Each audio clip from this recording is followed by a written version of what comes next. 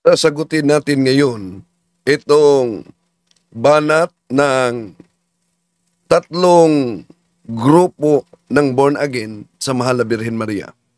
Ang grupo nila ni Roth Cobos, ang grupo ni Dante Marivallas, at itong si Mr. Edwin Canonigo ng born again.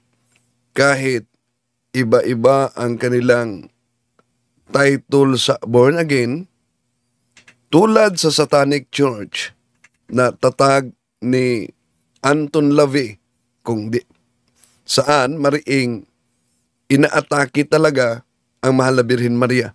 Ganon din itong mga grupo ng born again. Ayon kay Mr. Edwin Canonigo, mga katotohanan patungkol kay Santa Maria na nasa Biblia na matagal nang inilihim sa simbahang Katoliko. Sinabi ng simbahang Katoliko na si Maria daw ay forever virgin. Una mga kapatid, kahit mismo Mr. Canonigo, sa sarili mong pahayag, parang nalito ka. Bakit parang nalito? Imagine, sabi niya, matagal nang inilihim ng simbahang Katoliko at sinabi ng Katoliko, si Santa Maria ay forever virgin. Paano nagiging inilihim ng simbahang Katoliko kung galing sa bibig mo, sinabi ng simbahang Katoliko? Di po ba? Sarili mong pahayag, nalilito ka mismo? Mga katotohanan patungkol kay Santa Maria na nasa Biblia na matagal nang inilihim sa simbahang Katoliko. Sinabi ng simbahang Katoliko na si Maria daw ay forever virgin. Mayroon bang biblical passages na nagsusuporta sa doktrina na walang ibang anak si Maria maliban kay Hesukristo? Kahit isang bersikulo mga kaibigan, wala tayong mababasa at wala tayong makikita sa Biblia na hindi forever virgin si Maria. Mga ebidensya na nagpapatunay na hindi forever virgin si Maria sapagkat maliban kay Hesukristo, si Jose at si Maria ay nagkaanak pa ng mga ibang mga anak. Iyon. Letra por letra ang gusto nila. Saan kaya mabasa na si San Jose at si Santa Maria ay nagkaanak ng iba pang mga anak? Kaya, eto mga kapatid, ang ating tatalakayin ngayon, sasagutin, hindi lang si Pastor Canonigo ng Born Again. Kung maalala ninyo, kahit si Roth Cobos noon, anong sabi ni Roth Cobos? Nagsulti diri in Matthew chapter 1 verse 25. Kay virgin na gidaw si Mary. Was he forever a virgin? Was he forever a VCO? virgin? Ay, VCO. Was he forever a virgin? Nagiging Of course. Wala. masculine ang Mahal na Birhen Maria. Pero kung tawag. So, sa talata na binasa niya, nagiging masculine ang Mahal na Birhen Maria. At kay Dante Marivallas naman, abay, isang insulto daw sa isang babae na may anak tapos tatawaging virgin. So insulto sa ating sa isang babae na may mga anak na ang tawagin pa siyang isang birhen. Saan kaya yan mabasa na magiging insulto sa isang babae na may anak pagkatapos tawaging virgin? Alin ang mas insulto? Yung walang anak pagkatapos pagbintangan na nagkaanak pala at hindi na virgin? Ano yung sabi ni Dante Marivallas na isang born again mga kapatid? So insulto sa ating sa isang babae na may mga anak na ang tawagin pa siyang isang birhen. Sabi po rito sa ating reference. Sino nagsabi? Sino daw ang nagsabi? Sabi sa kanilang reference. Saan kaya napulot niya yung reference na insulto sa isang babae na tawaging virgin pagkatapos merong anak? Insulto nga ba? Alin ang insulto? Isang babaeng walang anak, pagbintangan naman, dahil nabasa lang mga kapatid, konklusyon, mga anak na. At pagbintangang, hindi na virgin. At maliban dyan, Grabe din si Ruth Cobos. Grabe ang kanyang pagbibintang. Lalo na ni Jose. Eto. Nagsulti diri in Matthew chapter 1 verse 25. Kay virgin na gid daw si Mary. Was he forever a virgin? Was he forever a virgin? VCO? Ay, VCO. Was he forever a virgin? Of course. Wala. Nga naman. Nalito na yata itong mga born again na ito sa kanilang sariling pahayag. Bakit nalito? Una, kung si Canonigo nagsabi siya na matagal ng sikreto ng simbahang Katoliko at ipinahayag ng simbahang Katoliko, paano nagiging sikreto kung yun ay ipinahayag at itinuro ng simbahang Katoliko? At ito namang si Ruth Cobos na isang born again, ang mahal na Birhen Maria na feminine, ginawang masculine. O di po ba, nalito na sa kanilang sariling tera. At ito namang si Dante Marivallias, abay, malaking insulto daw sa isang babae na may mga anak pagkatapos tawaging virgin. Abay, alin kaya ang malaking insulto? Yung walang anak pagkatapos pagbintangang hindi na virgin? Okay, tuloy natin si Pastor Ruth Cobos. Unsa gani ang sa rosary? Ano daw ang sa rosary? Ano daw? Ang pagtuloy ng simbahan actually nagsulti that ang aral ng simbahan actually pa siya ay nagsabi until now. Na hanggang ngayon, until now. Until si Mary, after siya pag-give birth to Jesus Christ, was never touched. That's why he was called Virgin Mary. So ang mahal na Birhen Maria daw, he was called Virgin Mary. Kaya nalito na yata itong mga born again na tira ng tira sa mahal na Birhen Maria. Masculine, at feminine. Alam niya ba yung masculine at feminine? Bakit ang mahal na Birhen Maria na feminine ginawang masculine? Okay, tuloy muna natin bago si Canonigo, ha? Because after he gave birth to our Lord Jesus Christ. So nagiging masculine na talaga ang ating mahal na Birhen Maria dahil after he gives birth. He was never touched by his husband. He was never touched by his husband. Musugot ka ako? Musugot ka ang bana? Ano daw? Musugot? Ha? Iyan na ganing gipasaylo no nga ano na. Diba?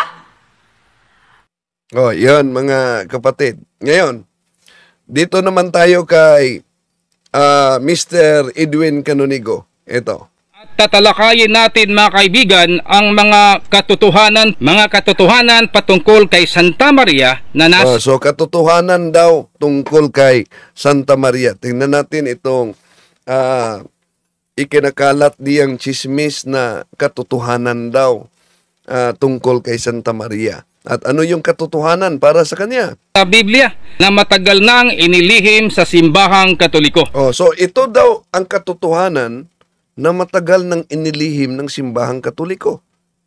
Paano magiging lihim kung yun ay katotohanan?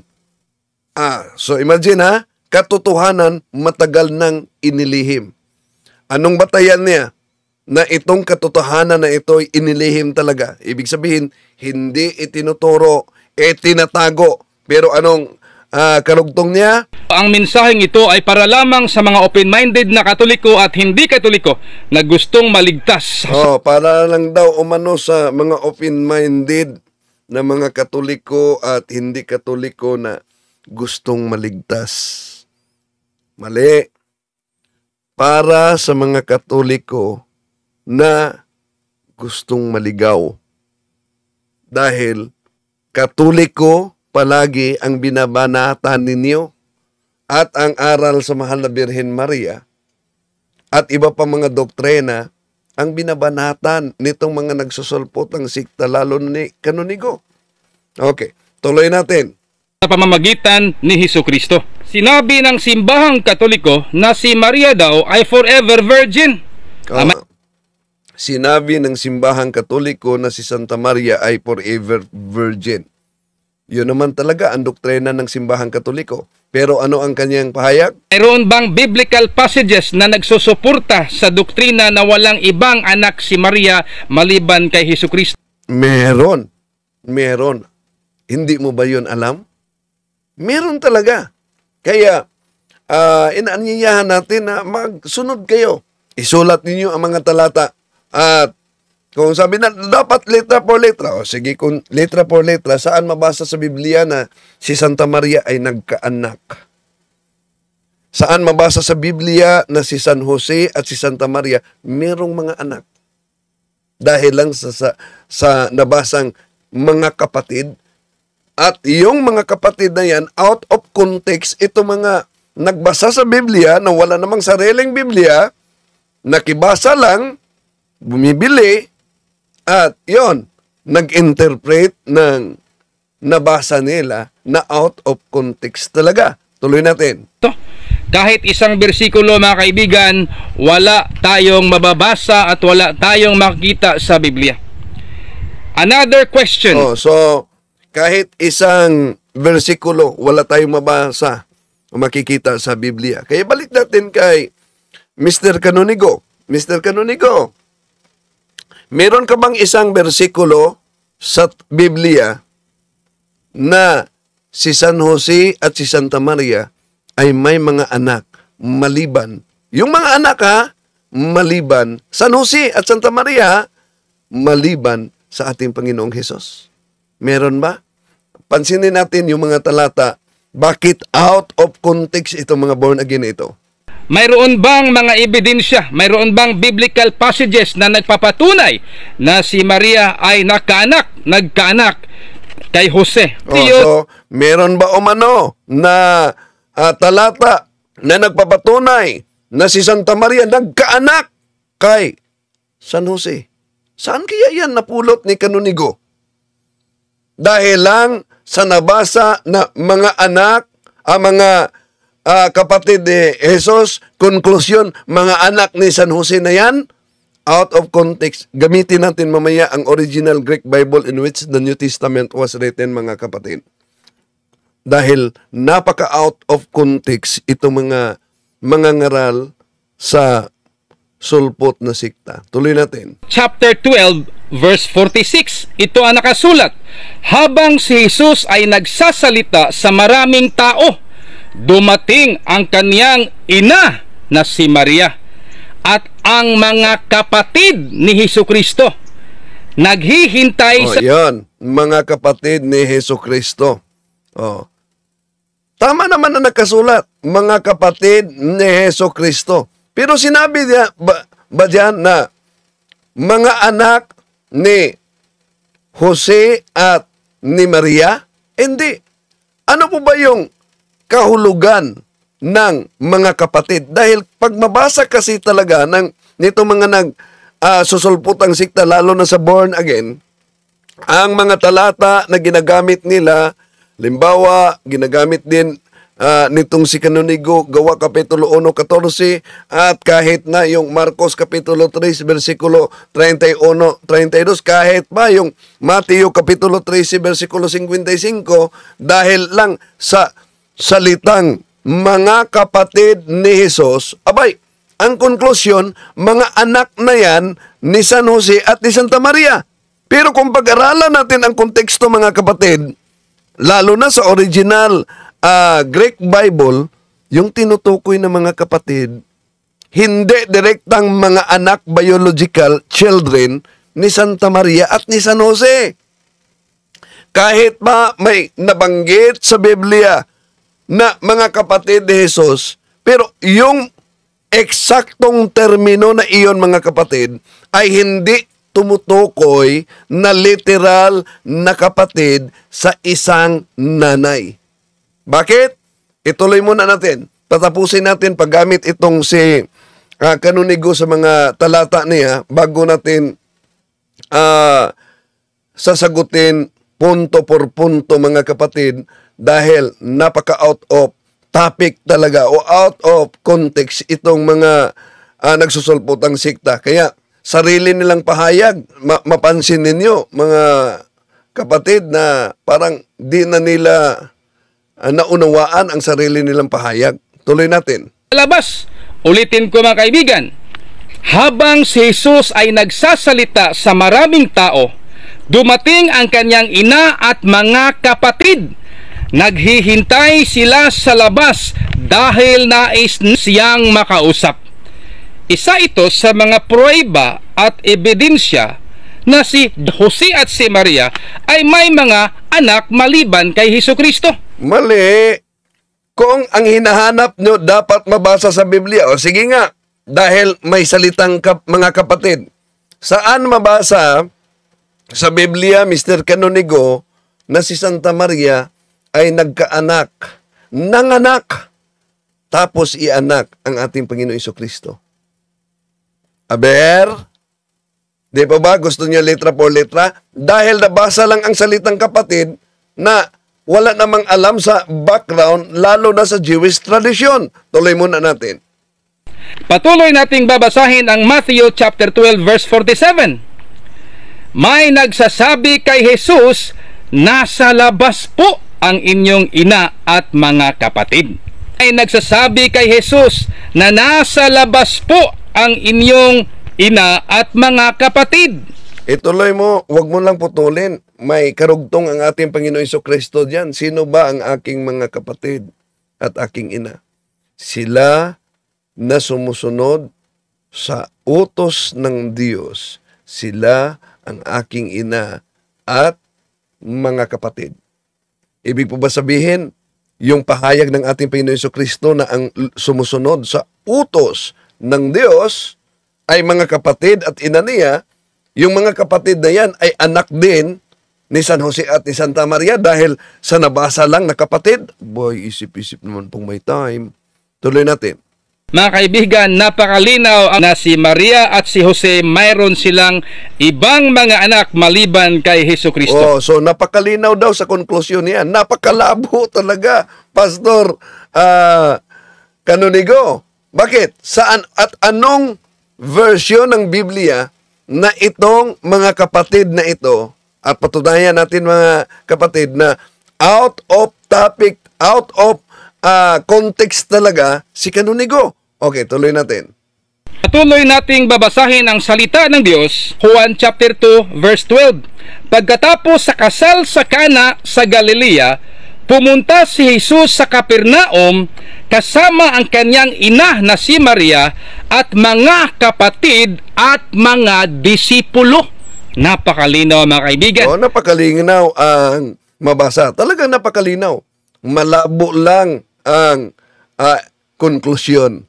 Ang pruweba na si Maria at si Jose ay nagkaanak. Oh, malinaw daw ang pruweba na si San Jose at si Maria ay nagkaanak dahil sa salitang kapatid. Yon daw umano mga kapatid. Una, alam nyo ba at Mr. Canonigo, pag mag-aral tayo sa Biblia, yung salitang kapatid, lalo na sa original Greek language, ano yon? Di po ba adelpos?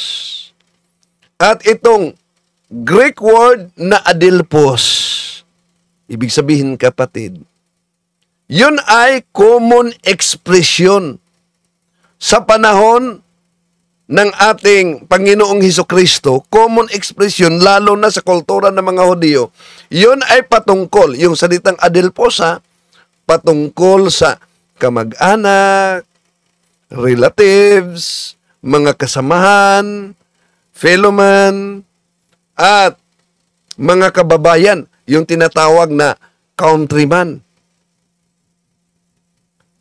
Ang term na ginagamit yan, kahit countryman, kahit relative, ay adelpos sa original Greek Bible. Kaya, pag sinasabi sa Biblia na kapatid ni Jesus, ibig sabihin lamang mga kapatid na yun ay pwedeng kamag-anak, pwedeng pinsan ng ating Panginoong Jesucristo at hindi literal na anak ni San Jose at ni Santa Maria. So, ngayon, bakit kailangan pang alamin natin ang wikang Grego na pinagmulan sa salitang kapatid, mga kapatid?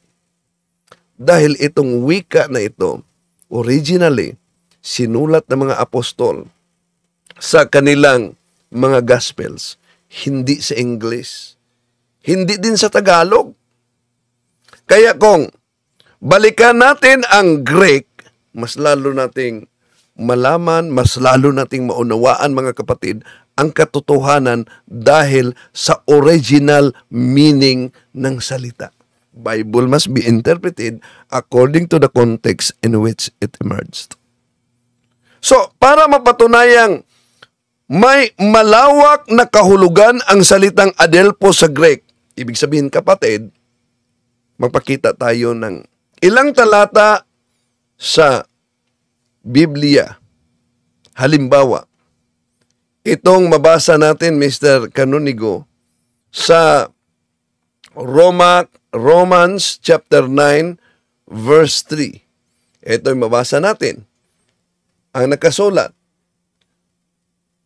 "For my people, my Jewish brothers," tingnan mo sa Greek, adelpos, yung brothers, "and sisters, I would be willing to be forever cursed, cut off from Christ, if that would save them."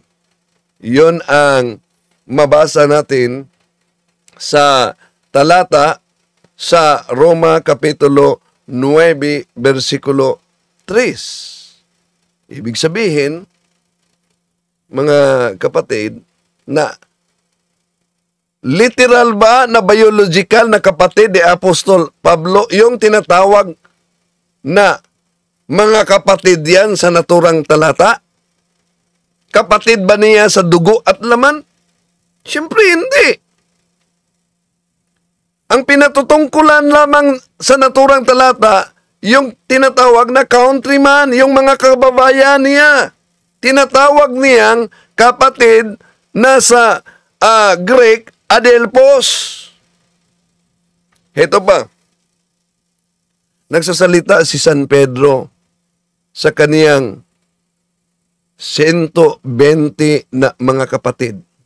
So, kung si Pedro ay kapatid ni Jesus sa isang nanay na si Santa Maria at si San Jose ang kanilang papa, lalabas na si Santa Maria merong 120 na mga anak.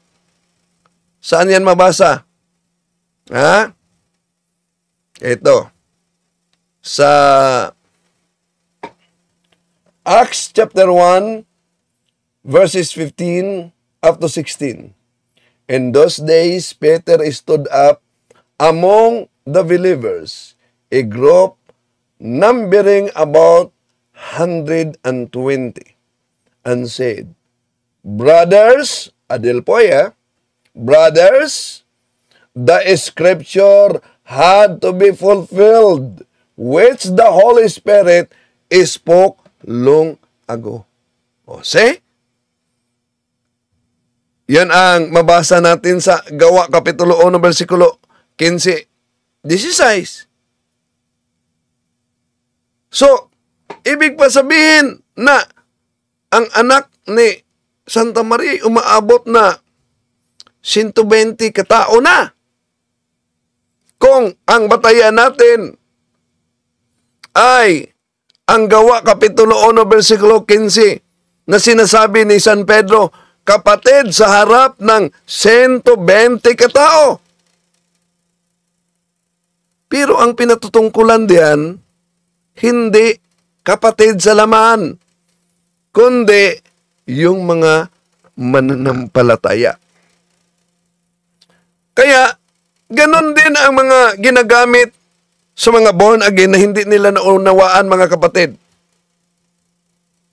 Yung mga kapatid ni Jesus na gagamitin nila, Mateo Kapitulo 13, 55, 56, Marcos Kapitulo 3, versikulo 31, at Gawa Kapitulo 1, versikulo 14. Yun ang mga kadalasang ginagamit nila. Pero, kung tingnan natin ang konteksto, abay, hindi nangangahulugang kapatid nga ni Jesus sa laman na ang kanilang ina ay si Santa Maria at si San Jose. Ito, ang ginagamit niya, mga kapatid, na pinutol niya, 12, 46, 50. When he pointed to his disciples and said, "Look, here are my mother and my brothers. Whoever does what my Father in heaven wants is my brother, my sister, and my mother." Yan ang pinutol ni Mr. Canonigo. Kaya delikado talaga pang makabasa tayo ng isang maikling liham na nakasulat, ang putik ay maganda para sa mata. Kuha agad ang putik, inilagay sa mata, bulag ang resulta. Meron palang karugtong, ang putik maganda para sa mata kung gusto kang mabulag. Yan, pinag-chap-chap nila, mga kapatid. So, balikan natin yung ginagamit sa Mateo Kapitulo 12, pinutol ni Mr. Canonigo. Mateo 12, 49, 50. Sa talatang ito, mga kapatid, gusto ng Diyos na nasa langit na tayo ay magkakapatid dito sa lupa. At yan ay patungkol sa kapatid sa pananampalataya, mga kapanalig. Kaya pag sinabi sa Biblia na mga kapatid, ay hindi yan literal na brothers and sisters sa biological brothers and sisters, kundi brothers and sisters in faith. Ito pa sabi ni San Pablo, mga kapatid, sa Romans chapter 7, verse 4. Ito ang ating mabasa. So, my brothers, you also died to the law through the body of Christ, that you might belong to another, to him who was raised from the dead, in order that we might bear fruit to God. See? Ito na basa natin, mga kapatid, na si San Pablo mismo tumawag ng mga kapatid. Hindi lang yan. Ito pa. Sa 1 Corinthians chapter 1, verse 10. I appeal to you, brothers, in the name of our Lord Jesus Christ, that all of you agree with one another, so that there may be no divisions among you, and that you may be perfectly united in mind and thought. Yon ang mabasa natin na tinatawag ni San Pablo din na kapatid. Mga kapatid. Ibig po ba sabihin, mga kapatid, na itong dalawang talata na ginagamit natin, nangangahulugan na ito'y mga kapatid sa laman ni San Pablo? Hindi. Iyo'y tumutukoy sa mga mananampalataya, sa mga kapanalig, hindi kapatid sa dugo at laman. Kaya, napakalawak po ang kahulugan sa salitang adelphoi o kapatid dyan sa Biblia. Pero itong mga born again na nagsusulputan, mga kapatid, ay nilimitahan talaga o kaya sadyang minali nila ang pag-unawa at niliteral nila ang pag-intindi dahil sa kanilang atake sa pananampalataya ng simbahang Katoliko, lalo na sa Mahal na Birhen Maria. Hindi lang yan. Kung pansinin ninyo ang Matthew Kapitulo, John chapter 19, verse 26-27, ito ang mabasa natin. When Jesus saw his mother and his disciples were whom he loved, he said to his mother, Woman, behold your son. Then he said to the disciple, Behold your mother.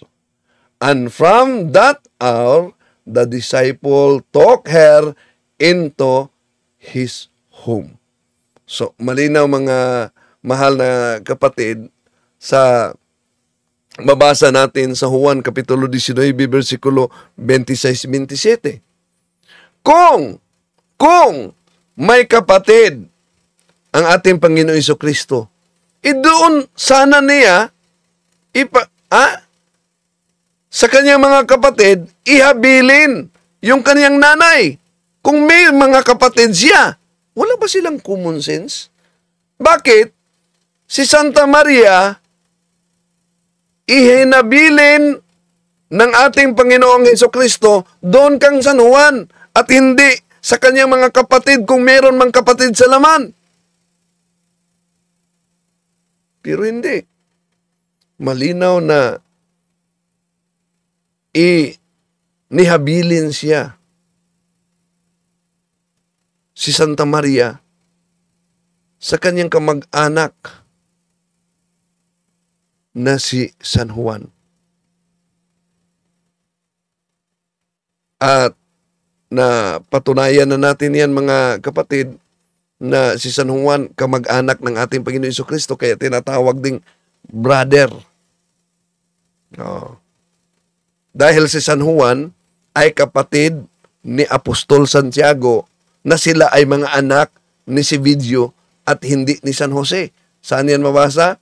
Nasa San Mateo Kapitulo 10, versikulo 2. Ito ang mabasa natin. The names of the 12 apostles are these. First, Simon, called Peter, and his brother Andrew. James, the son of Zebedee, and his brother John. Yan. Napaka-linaw mga kapatid na si San Juan ang kaniyang kapatid. Kaya, magtaka ba kayo mga kapatid kung inahibilin ng ating Panginoong Hesus ang kanyang nanay sa kanyang apostol na si San Juan, kung siya'y mayroong mga kapatid sa laman? Dahil doon pa lang, wala talaga siyang mga kapatid. Kung may kapatid ang ating Panginoong Hesus sa ina, tapos ihinabilin siya ng ating Panginoong Hesus sa hindi mga kapatid niya, ibig sabihin, lumabag ang ating Panginoong Hesus sa batas ng mga Hudyo. Bakit? Ano po ba ang batas ng mga Hudyo? Ayon sa kanilang batas, mabasa natin yan sa unang Timoteo Kapitulo 5, versikulo 4, mga kapatid, sa Biblia, na dapat ang mga kapatid talaga ang tanggap sa kanilang ina kung ang wala ng ama o wala ng wala na yung magulang na anak, patay na. No? So, kaya maling-mali ang konklusyon nila na di na virgin ang ating Mahal na Birhen Maria dahil lang sa salitang kapatid na binasa ni Mr. Canonigo. Ito. Liban kay Hesukristo. Mayroon pang mga passages at biblical references na mga magpapatunay, mga kaibigan, na hindi forever virgin si Maria. Mga ebidensya na nagpapatunay na hindi forever virgin si Maria, sapagkat maliban kay Hesukristo, si Jose at si Maria ay nagkaanak pa ng mga ibang mga anak. John chapter 7, Juan 7, versikulo 1. Oh, so, tingnan natin kung totoo ba yung konklusyon niya na si Santa Maria at si San Jose nagkaanak ng iba pang mga anak. Tingnan natin. Dahil lang nabasa yung salitang mga kapatid. Pagkatapos nito'y nilibot ni Jesus ang Galilea. Iiwasan niya ang Judea dahil nais siyang patayin ng mga pinuno na mga Hudyo roon. In verse 3, kaya't sinabi kay Jesus ng kanyang mga kapatid, bakit hindi ka umalis dito at pupunta sa Judea para makita ng inyong mga tagasunod ang mga ginawa mo? Isa ito sa mga ebidensya, mga kaibigan. Meron pa, mga kaibigan. Ito po ay nakasulat sa Gawa chapter 1 verse... Sinagot na natin ito. So, isa daw sa mga ebidensya. Pero, yung tinatawag niyang ebidensya napaka out of context, Pastor Canonigo. No? Research naman pag may time. Hindi lang yan. Marami pang mga ginagamit itong mga pastor ng mga born again para kontrahin ang aral ng simbahang Katoliko tungkol sa perpetual virginity of the Blessed Virgin Mary. No? Kaya dapat kayong mga Katoliko, para di kayo madala nito mga nagsusulputang mga ngaral sa siktang tatag lamang ng tao, dapat pag-aralan talaga natin ang ating pananampalataya. Yung sinasabi nila na ang mahal na Birhen Maria daw umano ay hindi na virgin, taliwas yan, mga kapatid, sa hula. Ano po ba yung hula? Tungkol, ang aral kasi natin na ang mahal na Birhen Maria ay walang hanggang pagkabirhen. At may hula yan si Propeta Solomon sa Wisdom of Solomon chapter 7 verse 25, mga kapatid. Ano po bang mabasa natin? Ito ang mabasa natin sa hula. For she is a breath of the power of God, and a pure emanation of the glory of the Almighty. Therefore, nothing defiled gains entrance into her. Yon ang hula noon pa man. Di pa man ipinanganak ang ating Panginoon Jesucristo. Ano daw? She is pure. Ano daw? Therefore, nothing defiled gains entrance into her. Ito ay katuparan, mga kapatid, na tumutukoy sa walang hanggang pagkabirhen ni Santa Maria, na siya ay puro. Ibig sabihin, siya ay malinis. Walang magpaparumi sa kaniyang pasukan, sa kaniyang puwerta. Ang sabi ni Pastora Ruth Cobos, makapagpigil kaya ang kaniyang asawa na si Jose? Anong akala mo ni San Jose? Tulad ng asawa mo. Okay, tuloy natin. So, napakalinaw ang propesya, mga kapatid. So, ngayon, paano tayo makasiguro na iyon ay tumutukoy sa mahal na Birhen Maria? Una, binanggit sa talata. For she is a breath of the power of God, and a pure emanation of the glory of the Almighty. Itong babaeng hiningahan ng kapangyarihan ng Diyos ay malinis. At speaking sa pagiging poro, speaking sa pagiging malinis, mga kapatid, walang halo. Hindi nadungisan. At ito ang pagiging virhin. Hindi nadungisan, ibig sabihin, hindi napasukan ni numan. At kung siya ay birhen, ganito ang sinabi sa talata, di ba? Therefore, nothing defiled gains entrance into her. O sa Tagalog pa, kaya wala ng ibang magpaparumi sa kanyang pasukan. Kaya kung siya ay birhen, hindi siya kailanman pwedeng magalaw o masipingan ng lalaki dahil ang pagiging birhen ni Santa Maria ay ginawa ng Diyos. Napakalinaw, si Blessed Virgin Mary ang tinutukoy na katuparan sa Wisdom of Solomon chapter 7 verse 25. She is pure, therefore nothing defiled gains entrance into her.